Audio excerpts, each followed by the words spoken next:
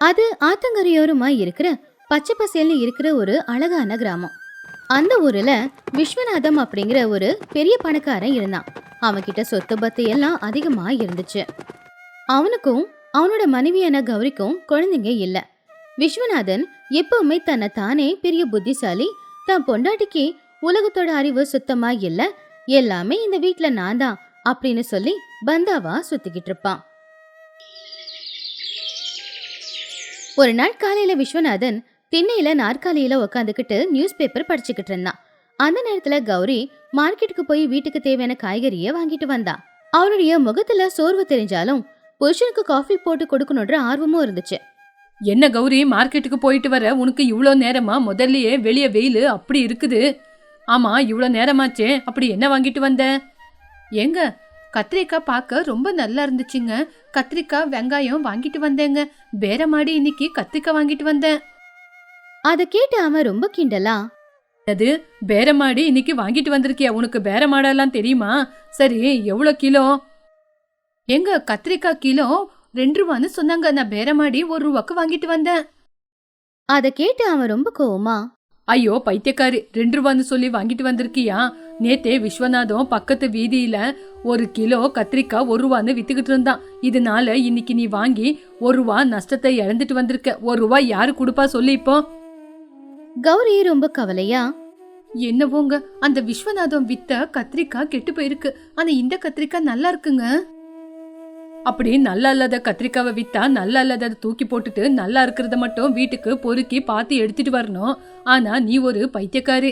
யாரோ 2 ரூபாக்கு கொடுத்தாங்க, பேரம் பேசி 1 ரூபாக்கு வாங்கிட்டு வந்தேன்னு சொன்னேன். அந்த கடவுள் எனக்கு குழந்தைங்கள கொடுக்கல, ஆனா புத்தி இல்லாத பொண்டாட்டிய கொடுத்துட்டு இருக்காரு. ஏங்க என்ன பார்த்து அப்படியெல்லாம் சொல்றீங்க? நான் படிக்காம இருக்கலாம், ஆனா புத்தி இல்லாதவ கிடையாது. காய்கறி வாங்க கூட தெரியாதா? பாரு கௌரி, நான் எதுக்கு உங்கள்கிட்ட இப்படி சொல்றேன் அப்படின்னா, நாளைக்கே எனக்கு ஏதாவது ஆயிடுச்சுன்னா, நான் செத்து போயிட்டா இந்த ஊரு ஜனங்க பணத்துக்காக ஆசைப்பட்டு உன்னை ஏமாத்தி இந்த சொத்து முழுக்க எழுதி வாங்கிடுவாங்க. சரி, உள்ள போய் எனக்கு காஃபி கொண்டு வா. கௌரி கண்ணுல கண்ணீரோட வீட்டுக்குள்ள போயிட்டா. விஸ்வநாதன் தன்னை தானே புத்திசாலியா நினைச்சுக்கிட்டதுனால கௌரியோட கண்ணுல இருந்து வந்த கண்ணீரை வச்சு அவனுக்கு எந்த கஷ்டமும் வரல. இப்படியே சில நாட்களும் போச்சு. சில நாட்களுக்கு அப்புறமா அந்த ஊருக்கு ஒரு சாமியார் வந்தாரு. அவருக்கு நிறைய மகிமைகள் இருக்கு, அவரு மண்ணை கூட பொண்ணா மாத்துவாரு அப்படின்னு ஊருக்குள்ள பேசிக்கிட்டு இருந்தாங்க. அதை கேட்டு விஸ்வநாதனும் ஆசையா அந்த சாமியார பாக்குறதுக்காக போனான். அப்ப அந்த சாமியார் கண்ணை மூடிக்கிட்டே ரொம்பவும் கம்பீரமா, வா விஸ்வநாதா வா, நான் உனக்காக தான் காத்துக்கிட்டு இருக்கேன். உனக்கு ஒரு நல்ல வாழ்க்கை இருக்கு, ஆனா அதுல ஒரு பிரச்சனை இருக்கு. விஸ்வநாதன் ரொம்ப ஆச்சரியமா, சுவாமிஜி, என்னோட பேரு உங்களுக்கு எப்படி தெரிஞ்சது? உங்களுக்குள்ள பெரிய மகிமை இருக்கு, என் பேரு கூட தெரிஞ்சு வச்சிருக்கீங்க.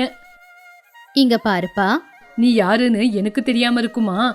உனக்கு பசங்க இல்ல, இருந்தாலும் உனக்கு சொத்தெல்லாம் அதிகமா வேணும்னு நீ யோசிக்கிற. உன்னை பத்தி எல்லா விஷயத்தையும் நான் தெரிஞ்சு வச்சிருக்கேன். ஆமா சுவாமிஜி, ஆமா, நீங்க சொல்றது உண்மைதான். எனக்கு பணம் வேணும், தயவு செஞ்சு எனக்கு பணத்தை கொடுங்க. சரிப்பா, அப்படியே ஆகட்டும், ததாஸ்து. என்கிட்ட ஒரு மகா தனலட்சுமி யந்திரம் இருக்கு. அந்த யந்திரத்தை வீட்டுக்கு கொண்டு போனா இரும்பு கூட தங்கமா மாறிடும். அந்த மாதிரி யந்திரத்தை அந்த கடவுள் எனக்கு வரனா கொடுத்திருக்காரு. விஸ்வநாதன் ரொம்ப ஆச்சரியமா, சுவாமிஜி அப்படியா? அப்பனா அந்த யந்திரத்தை எனக்காக கொடுக்குறீங்களா? அதுக்கு எவ்வளவு பணம் செலவானாலும் பரவாயில்ல. இங்க பாருப்பா, நான் பணத்துக்காக ஆசைப்பட்டு அந்த யந்திரத்தை உனக்கு விற்கல. இருந்தாலும் அந்த யந்திரம் செய்ய நிறைய மூலிகைங்கள்லாம் தேவைப்பட்டது. அந்த செலவுக்காவது 10,000 ரூபாய் பணம் தேவைப்படும். அந்த காலத்துல அது ரொம்ப அதிகமான பணம் தான். 10,000 ரூபாவா? என்ன சுவாமி சொல்றீங்க? சரி பரவாயில்ல சுவாமி, இரும்பே தங்கமா மாறுது அப்படின்னு சொன்ன உடனே அந்த காசு கொடுக்கறதுல தப்பில்ல. இங்க பாருப்பா, நான் சொல்ற விஷயத்த நீ ஞாபகத்துல வச்சுக்கோ. இந்த விஷயம் எந்த காரணத்து கொண்டும் வீட்டு பொம்பளைங்களுக்கு தெரியக்கூடாது. அவங்களோட பார்வை இது மேல விழுந்தாலே இதோட சக்தியெல்லாம் எழுந்துரும். விஸ்வநாதன் சந்தோஷமா வீட்டுக்கு போனான். வீட்டுல இருக்கிற பணத்தை எடுக்கிறதுக்காக அவன் நேரா பீரோ கிட்ட போனா, அந்த பீரோ சாவி அவனுடைய பொண்டாட்டி கௌரி கிட்ட இருந்துச்சு. அதனால நேரா கிச்சனுக்கு போனா. அங்க கௌரி சமைச்சுக்கிட்டு இருந்தா. கௌரி, கௌரி, அந்த பீர்வாவோட சாவி கூட, எனக்கு பணம் வேணும். அதை கேட்டு கௌரி, பணம் வேணுமா? ஏங்க அந்த பணத்தை கேக்குறீங்க?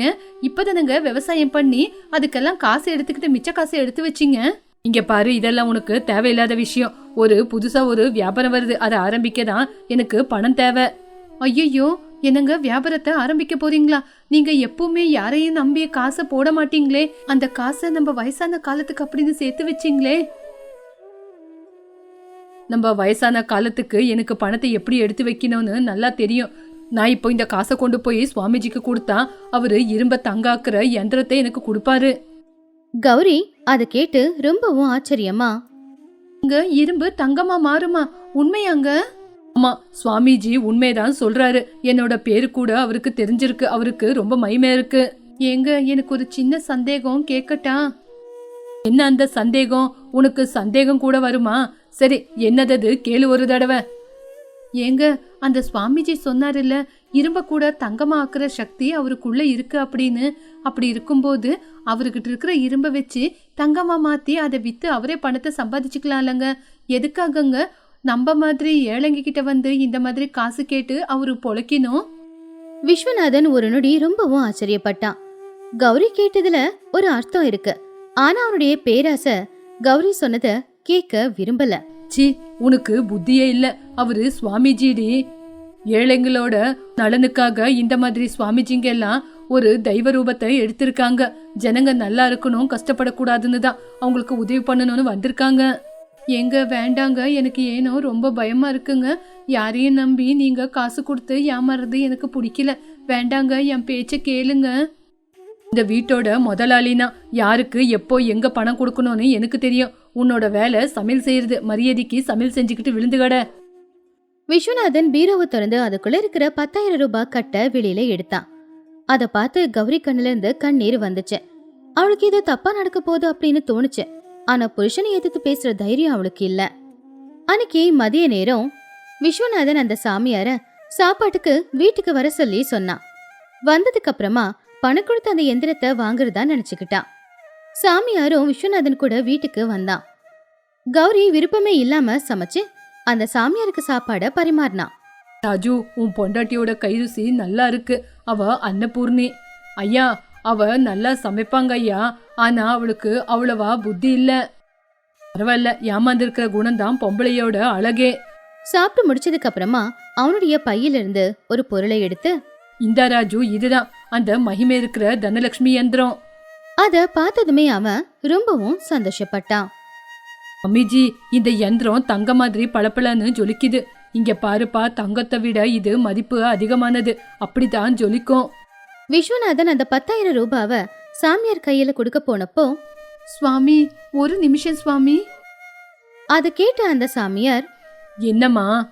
சுவாமிஜி, நீங்க சொன்ன மாதிரி இந்த யந்திரம் பளபளன்னு ஜொலிக்குது. இது மேல ஏதோ எண்ணெய் பசை இருக்கே அப்படின்னு சொல்லி, சுவாமி, நீங்க எவ்வளோ தூரம் பிரயாணம் பண்ணி இன்னைக்கு இந்த இடத்துக்கு வந்திருக்கீங்க. உங்களுக்கு ரொம்ப சோர்வா இருக்கும். அதே மாதிரி தான் இந்த யந்திரத்துக்கும் ரொம்ப தூளெல்லாம் பிடிச்சிருக்கும். இதை நான் சுடுதண்ணியில போட்டு எலுமிச்சம்பழம் எல்லாம் போட்டு நல்லா கழுவி எடுக்கிறேன். அப்போ இதோட திருஷ்டி களைஞ்சிரும். விஸ்வநாதன் கோவமா, என்னடி, உனக்கு ஏதாவது பைத்தியம் பிடிச்சிருக்கா? தண்ணி போட்டு கழுவுனா இதோட மகிமையை இழக்க வேண்டியதுதான். அப்போ அந்த சாமியார், ஆமாமா, உன் புருஷன் சொல்ற மாதிரி இதை தண்ணியால கழுவுனா இதோட மகிமையை இழந்துரும். சுவாமிஜி, அப்படியெல்லாம் இல்ல. பொம்பளைங்க தொட்ட உடனே இதோட மகிமையை இது இழந்துரும் அப்படின்னா நீங்களும் இப்பதானே சாப்பிட்டீங்க.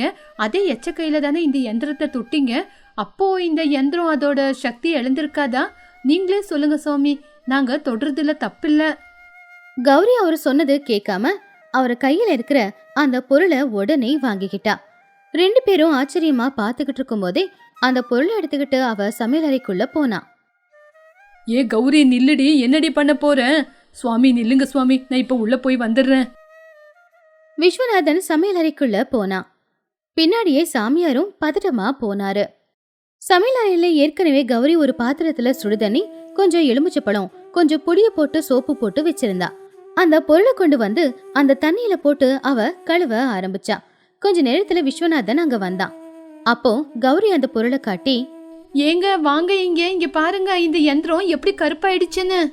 அவனுக்கு எதுவுமே புரியல. என்னடி, யந்திரம் உடைஞ்சு போச்சா? ஏங்க, இந்த யந்திரத்தை கழுவுனா இதோட சக்தி 2 மடங்கு அதிகமாகும் அப்படின்னு தான். இது வேற பளபளன்னு இருந்துச்சா, கொஞ்சம் நல்லா தேய்க்கலான்னு தேய்ச்சங்க. உடனே இது இரும்பு மாதிரி கருப்பாயிடுச்சு. இத நான் தொட்டதுனாலதான் இதோட சக்தி எல்லாம் இழந்துருச்சாங்க. விஸ்வநாதன் அந்த பொருளை உத்து பார்த்தான். அது துருப்பிடிச்சு போயிருக்கிற ஒரு இரும்பு பொருள் தான். அதுக்கு மேல தங்க சாயல் பூசி இருந்துச்சு. சுடுதண்ணியில அந்த பொருளை போட்ட உடனே அந்த தங்க சாயல் எல்லாம் போய் அந்த தண்ணி மஞ்சள் நிறத்துக்கு மாறி இருந்துச்சு. அத பார்த்து அவன் ஆச்சரியமா, என்னடி தங்க மாதிரி இருந்தது இப்போ இரும்பா மாறி போச்சு? என்னவோ எனக்கு தெரியலங்க. இது நல்லா இன்னும் பளபளன்னு ஜொலிக்கிட்டோம் அப்படின்னு தான் நல்லா தேய்ச்சி கழுவுனங்க. கௌரி சாமியார பார்த்து, மாமி, மறுபடியும் இது தங்க கலர்ல கொண்டு வாங்க, இல்லனா என் புருஷன் என்ன அடிச்சே கொன்னுடுவாரு. சாமியாரோட முகம் வாடி போச்சு. அவருடைய வண்டவாளம் தண்டவாளத்துல ஏறிடுச்சு. விஸ்வநாதன் சாமியார கோவமா முறைச்சு, சரியான திருடு சன்னியாசி நீ. இப்படிதான் ஏழைங்களை ஏமாத்தி பணத்தை சம்பாதிக்கிறியா? பாத்தியா, இன்னைக்கு உன்னோட திருட்டுத்தனம் வெளிவந்துருச்சு. இல்ல இல்ல, இது உன்னோட பொண்டாட்டியோட தோஷத்தினாலதான் அதோட மகிமையை இழந்துருச்சு. அந்த போலி சாமியார் அங்கிருந்து தப்பிச்சு ஓட முயற்சி பண்ணான். ஆனா விஸ்வநாதன் சத்தமா கத்தின உடனே வெளியில இருந்த வேலையாட்கள் வந்து அந்த சாமியார பிடிச்சு அவன் பையில இருக்கிற ஒரு தங்க நிற பெயிண்ட் டப்பாவையும் அதுல இருக்கிற நிறைய இரும்பு பொருட்களையும் எடுத்தாங்க. அப்ப அவன் ஏமாத்துக்காரன்னு எல்லாருக்கும் தெரிஞ்சு போச்சு. உடனே அவனை பிடிச்சு கொண்டு போய் ஸ்டேஷன்ல போட்டுட்டாங்க.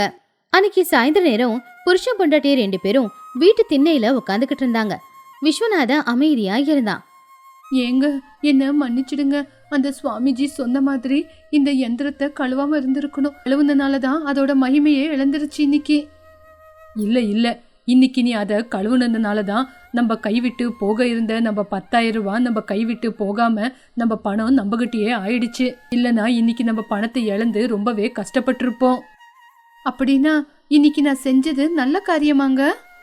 இன்னைக்கு நீ உன்னோட புத்திசாலித்தனத்தினாலதான் நம்ம பணத்தை மறுபடியும் மீட்டு கொண்டு வந்திருக்க.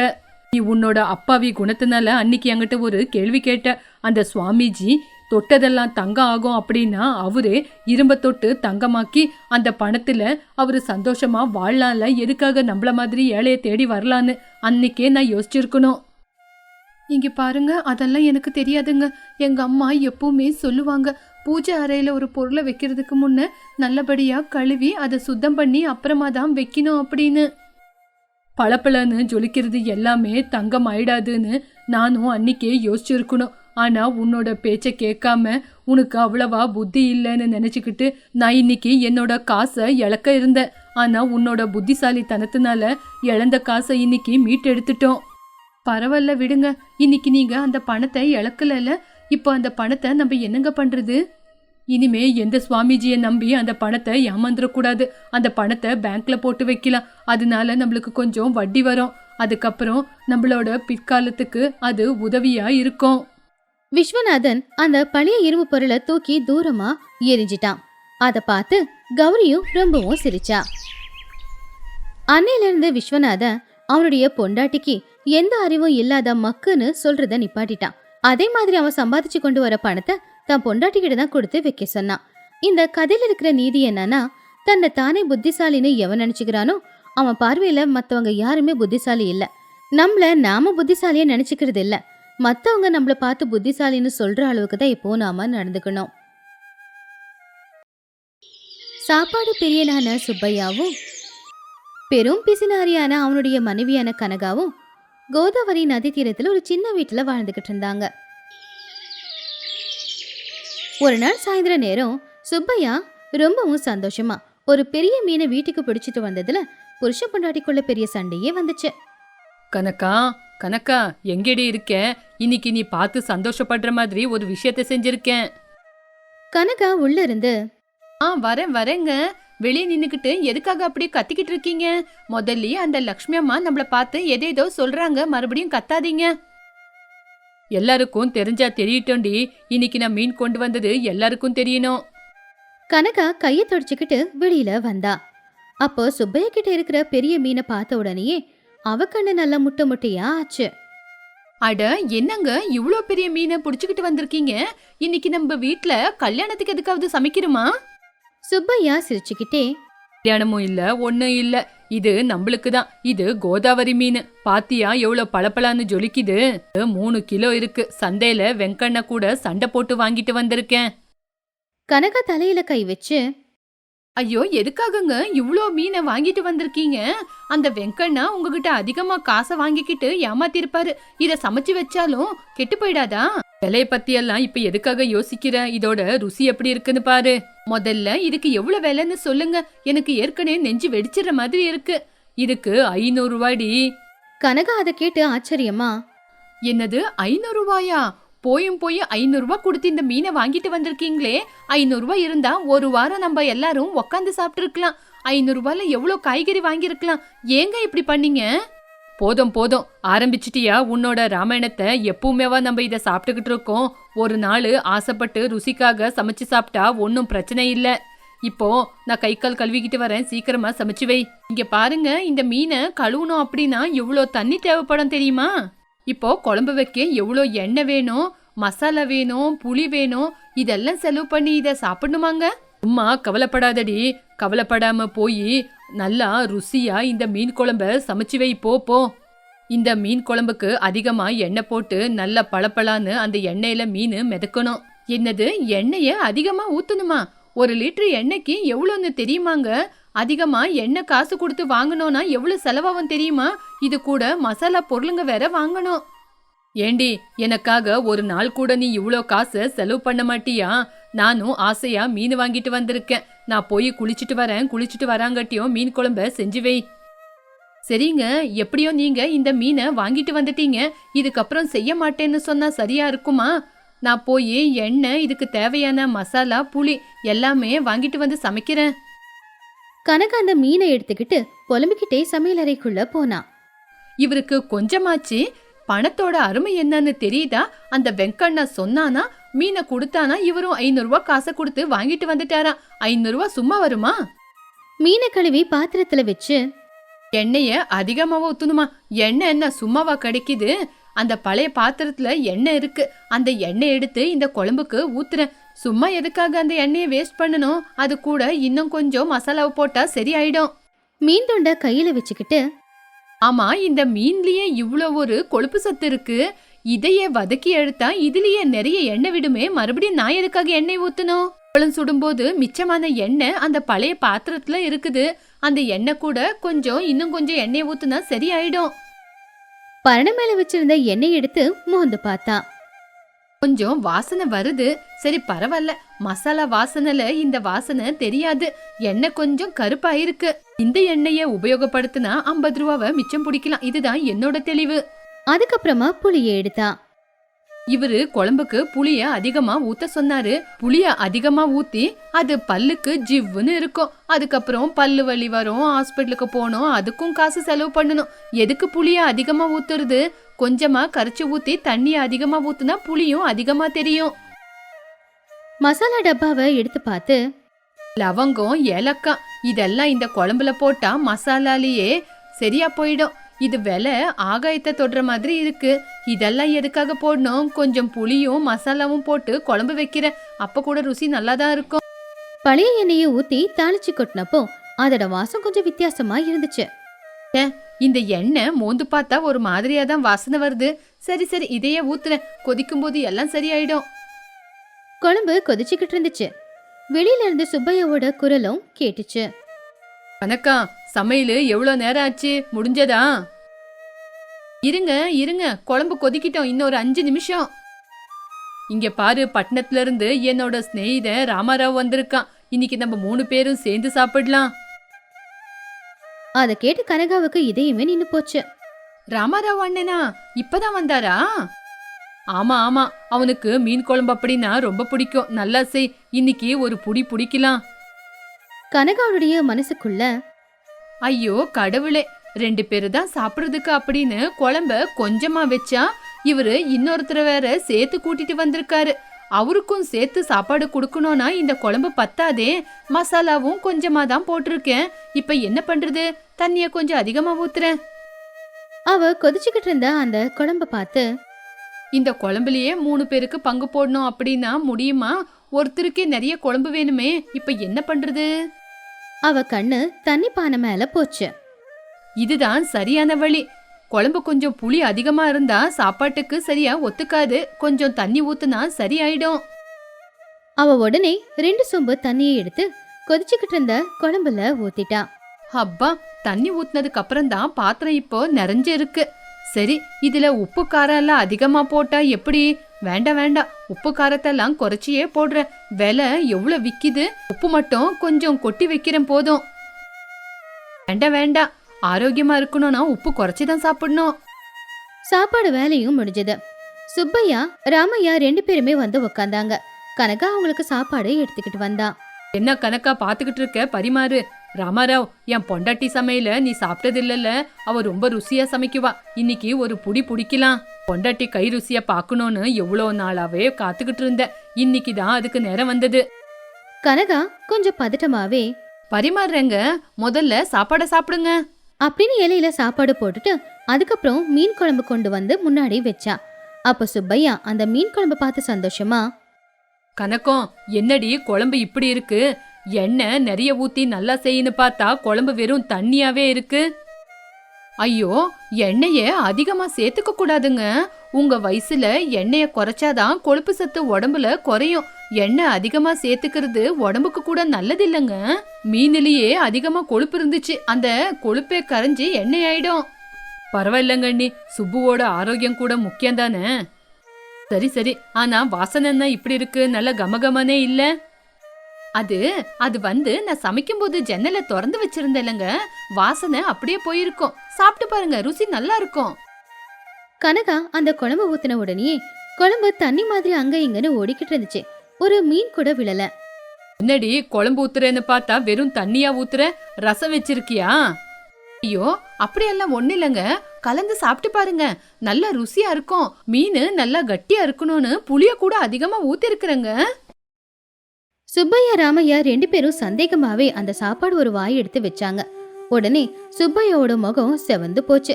ராமையாவுக்கு என்ன சொல்றது அப்படின்னே புரியல. அப்ப சுப்பையா வாயில வச்ச சாப்பாட கீழே துப்பிட்டு, சி தூ, என்னடி கணக்கம், என்னடி இது? கனகா கொஞ்சம் பதட்டமா, என்னங்க ஆச்சு? இது உண்மையிலேயே மீன் குழம்பா இல்ல மீன் கழுவுன தண்ணியா? இதுல உப்பு காரம் புளி எதுவுமே இல்லடி. இந்த குழம்ப வாயில வச்சா வாந்தி தான் வருது. ஆமா, குழம்பு என்ன ஒரு மாதிரியே வாசனை வருது? என்னடி செஞ்சு வச்சிருக்க? ஐயோ, அப்படியெல்லாம் எதுவுமே இல்லைங்க. மீன் குழம்பு நீங்க சொன்ன மாதிரி அதிகமா மசாலா எல்லாம் போட்டுதான் வச்சிருக்கேன். உங்களுக்கு மசாலா தெரியல. ராமராவண்ண, நீங்களாவது சொல்லுங்க, குழம்பு நல்லா இல்லையா? ராமையா உடனே தண்ணியே குடிச்சிட்டு, அண்ணி நல்லாதான் இருக்கு, ஆனா குழம்பு கொஞ்சம் உப்பு இல்லாம கொஞ்சம் சப்பையா இருக்கு, ஏதோ வாசனை வருது. இங்க பாரு, அவனுக்கு கூச்ச சுபாவம், அதனாலதான் அவன் அப்படி சொல்றான். நான் சொல்றேன்ல. ஆமா, குழம்புக்கு எந்த எண்ணெய் ஊத்தி வச்சிருக்க? கனகா கொஞ்சம் கவலையா, அது வந்துங்க, எதுக்காக புது எண்ணெய ஊத்தணும் அப்படின்னு அப்பளம் சுட்ட பழைய எண்ணெய் இருந்துச்சுல, அதுதான் ஊத்துனங்க. ஆமா, புளி ஊத்துனியா? புளி அதிகமா ஊத்துனா பல்லுக்கெல்லாம் புளிப்பா இருக்கும்னு கொஞ்சமா தான் ஊத்துனேன். சொந்தக்காரு வந்தாங்கன்னு கொஞ்சம் தண்ணி அதிகமா சேர்த்துக்கிட்டேன். கொஞ்சமாவா தண்ணி ஊத்தி இருக்கிற? கங்கா நதிய கொண்டு வந்து இதுக்குள்ள ஊத்தி இருக்க. 500 ரூபாவை தண்ணீர கரைச்சிட்ட. உன்னோட பிஸ்னரி தனத்தினால நாய் கூட சாப்பிடாத மாதிரி சமைச்சிருக்க. நான் காசை கொஞ்சம் மிச்சம் பிடிக்கலான்னு. போதும், நிறுத்து உன்னோட சிக்கனம் கதைய. சிக்கனம் படுத்துறேன் அப்படின்னு 500 ரூபாய் கொடுத்து வாங்கிட்டு வந்த மீனையே நாசமாக்கிட்டியே. இப்ப சொல்லு, அவரும் சாப்பிடல, நானும் சாப்பிடல, நீ சாப்பிட போறியா? இப்ப இது கீழே கொட்டுனா இது மட்டும் பொறுப்பா? சுப்பையா ரொம்ப கோவத்தோட சமையலறைக்குள்ள போய் அந்த மீன் குழம்பு பாத்திரத்தை வெளியில கொண்டு வந்தான். ராமையா வேண்டான்னு சொன்னாலும் கேட்கல. இங்க பாரு கணக்கம், இந்த மீன் குழம்ப நீ சாப்பிடுறியா? இந்தா ஒரு வாய் எடுத்து சாப்பிட்டு பாரு. கனகா அவ சமைச்ச அந்த மீன் குழம்ப கொஞ்சமா வாயில போட்டு சாப்பிட்டு பார்த்தா. அவளுக்கே வாந்தி வர மாதிரி தான் இருந்துச்சு. அந்த பழைய எண்ணெயோட வாசம் பயங்கரமா அடிச்சுது. ஐயோ, இந்த குழம்பு இப்படி இருக்கும்னு நான் கொஞ்சம் கூட யோசிக்கவே இல்லைங்க. அந்த மீன் குழம்புக்கு ஊத்தின எண்ணெய் ஒரு மாதிரி வாசனை தான் இருந்துச்சு. பாத்தியா, உன்னாலேயே சாப்பிட முடியல. அப்படி இருக்கும்போது நாங்க 2 பேரும் மட்டும் எப்படி சாப்பிட முடியும்? இன்னைக்கு பசியில வந்தவனுக்கு ஒரு வாய் சாப்பாடு கொடுக்க முடியல எனக்கு. சுப்பையா அந்த மொத்த மீன் குழம்பையும் எடுத்துட்டு போய் பின்னாடி தோட்டத்துல இருக்கிற மரத்துக்கு கீழே ஊத்திட்டான். கனகம் அதை பார்த்து, ஐயோ, ஏங்க தூக்கி போட்டுட்டீங்க? அதுல இருந்த மீனையாவது எடுத்து வச்சிருக்கலாம்ல. ஏங்க இப்ப அந்த மீனையெல்லாம் கொண்டு போய் கொட்டிட்டீங்க? இப்ப எவ்வளவு வேஸ்ட் ஆயிடுச்சு. இத போய் வேஸ்ட் ஆயிடுச்சு அப்படின்னு சொல்றியே, உண்மையிலேயே எல்லா பொருளுங்களையும் நாசமாக்குனது நீ. நான் 500 ரூபா காசை கொடுத்து மீனை வாங்கிட்டு வந்து கொடுத்தா 50 ரூபா செலவாகுது, 5 ரூபா புளிக்கு செலவாகுதுன்னு எல்லாத்தையும் சிக்கனம் படுத்தி இன்னைக்கு இந்த குழம்பையே நாசமாக்கிட்ட. அண்ணி, சுப்பு சொன்னது என்னவோ உண்மைதான். நீங்க அதிகமா காசு கொடுத்து பட்டு புடவைய வாங்குறீங்க. ஆனா அதுக்கு குறைவான சோப்பை உபயோகப்படுத்தி துவைக்கிறதுனால பட்டு புடவை எப்படி நாசமாயிடுமோ, 500 ரூபா கொடுத்து வாங்கிட்டு வந்த மீனை சிக்கனை பிடிக்கிறேன் அப்படின்னு நாசமாக்கிட்டீங்க. ஆமா அண்ணன், என்னோட புத்தி மண்ணு திங்க போயிடுச்சு. நான் 50 ரூபா கொடுத்து எண்ணெயும் புளியும் வாங்கிட்டு வரணும் அப்படிங்கிற ஒரே ஒரு காரணத்தினால சிக்கனம் பிடிக்கணுன்ற பேர்ல எல்லாத்தையும் நாசமாக்கிட்டேன். கண்டிப்பெல்லாம் அப்புறமா கேட்கலாம். இப்ப போய் சுட சுட சாப்பாடு செஞ்சு கொடு. பசியில எங்களால பசிய தாங்க முடியல. இருங்க, இப்பவே போய் சமைச்சிடுறேன். சுட சுட நெய் போட்டு உங்களுக்கு சாப்பாடு செஞ்சு கொடுக்கறேன். கொஞ்ச நேரம் இருங்க. உண்மையிலேயே நெய் போட்டு சமைச்சு கொடுக்கறியா, இல்ல அதுல கூட ஏதாவது கலப்படம் செய்யறியா? ஐயோ சும்மா இருங்க, நல்ல நெய் தான், எனக்கு புத்தி வந்துருச்சு. கனகாவுக்கு அன்னைக்கு அவ செஞ்ச தப்பு நல்லாவே புரிஞ்சுது. 10 ரூபாய் மிச்சம் பிடிக்கணும்னு நினைச்சு எவ்வளவு பெரிய நஷ்டம் செஞ்சாலும் அத அன்னைக்கு அவ நல்லபடியாவே தெரிஞ்சுக்கிட்டா. அடுத்த வாரம் சுப்பையா மறுபடியும் ஒரு மீனை வாங்கிக்கிட்டு வந்தான். அன்னைக்கு அவ மிச்சம் பிடிக்க நினைக்கல. ரொம்ப அருமையான குழம்பு சமைச்சு புருஷனுக்கு கொடுத்தா. கஞ்ச பிஸ்னாரித்தனம் வேற சிக்கனம் வேறங்கிறத அவ நல்லாவே புரிஞ்சுக்கிட்டா. இந்த கதையில இருக்கிற நீதி என்னன்னா, கஞ்சத்தனத்துல லாபம் கிடைக்கிறத விட நஷ்டம் வர்றதுதான் அதிகம். பணத்தை மிச்சம் பிடிக்கிறது, சிக்கனமா செலவு பண்றது எல்லாம் நல்லதுதான். ஆனா அதுக்காக கஞ்சத்தனம் பண்றது ரொம்ப பெரிய தப்பு. கஞ்சத்தனம் பண்ண ஆரம்பிச்சிங்கன்னா நாளைக்கு பெரிய நஷ்டம் உங்களுக்கு தான் வரும்.